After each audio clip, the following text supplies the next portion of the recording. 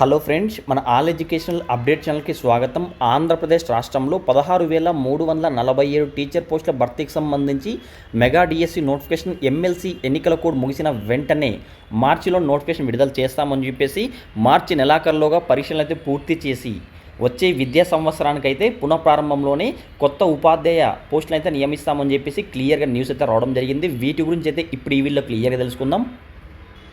ప్రతిరోజు అన్ని న్యూస్ పేపర్లు వచ్చిన విద్యా ఉద్యోగ సమాచారం కొరకు ప్రతి ఒక్కరూ మన ఆల్ ఎడ్యుకేషనల్ అప్డేట్స్ అనే టెలిగ్రామ్ ఛానల్ అయితే ఉంటుంది.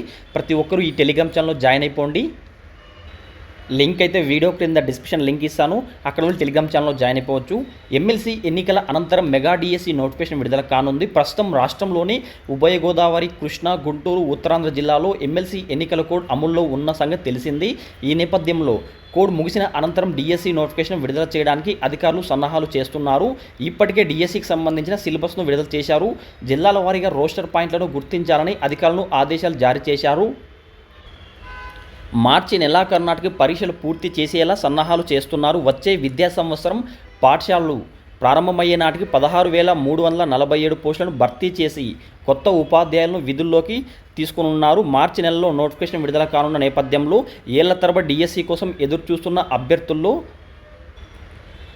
నూతనోత్సాహం సంతరించుకుంది. మార్చి నెలలోనే పరీక్షలు జరగడంతో అభ్యర్థులు తీవ్ర కసరత్తు చేస్తున్నారు. ఈసారి డిఎస్సి పరీక్షలకు భారీ సంఖ్యలో అభ్యర్థులు హాజరవుతారని అధికారులు అంచనా వేస్తున్నారు. ఇలాంటి ఇంట్రెస్టింగ్ వీడియోస్ కోసం ప్రతి ఒక్కరూ మన ఛానల్ సబ్స్క్రైబ్ చేసుకోండి.